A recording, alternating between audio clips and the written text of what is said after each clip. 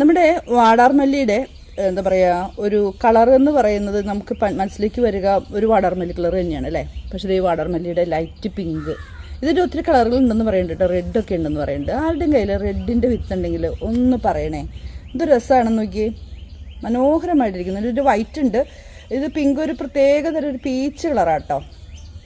അതുപോലെ ദേ നമ്മുടെ കാശിത്തുമ്പുകളൊക്കെ ഇങ്ങനെ മനോഹരികളായിട്ട് നിൽക്കുന്നു കണ്ടോ. വെറും 10 രൂപ പാക്കറ്റിൽ നിന്ന് കിട്ടിയ വിത്ത് ഉപയോഗിച്ച് എന്താ പറയുക പാകിയിട്ട് മിക്സഡ് വിത്തായിരുന്നു അത്. പാകിയിട്ട് വിവിധ വർണ്ണങ്ങളിലുള്ള ചെടികൾ പൂക്കളാണ് ഇട്ടത്. ഇത് വിത്ത് പാകി അതിൽ നിന്ന് വീണ്ടും വിത്തെടുത്ത് ചെടികളിലെ പൂക്കളിൽ നിന്നും ഉണങ്ങിയതിന് ശേഷം വിത്തെടുത്ത് വെച്ച് പാകിയിട്ട് നമ്മുടെ വീട്ടിൽ പൂവുണ്ടായിരിക്കുന്നത് കേട്ടോ.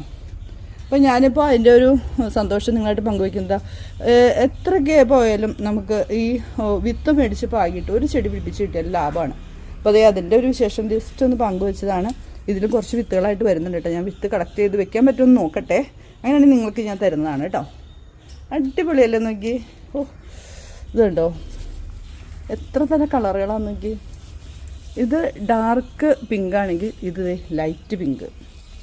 അതുപോലെ ദേ ഇതൊരു നല്ലൊരു ലാവൻഡർ കളറ്, അതിൻ്റെ ഇടയിൽ വൈറ്റ് ചേർത്തിട്ടുള്ള വേറൊരു സംഭവം.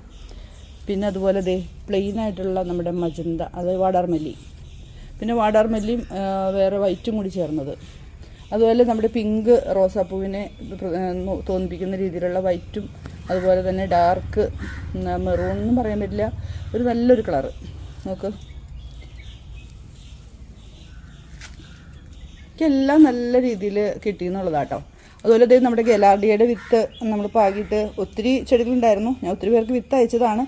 അതിൻ്റെ ഒരു പൂക്കൾ പുതിയ ചെടിയിൽ വിരിഞ്ഞു തുടങ്ങി.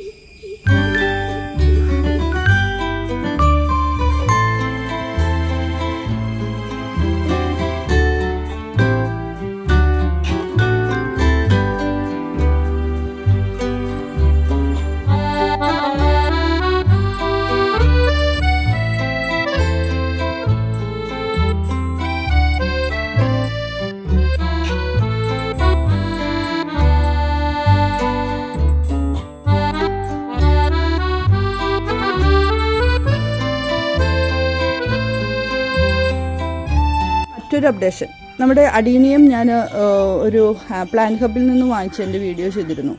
അത് അതിലുണ്ടായ പൂക്കൾ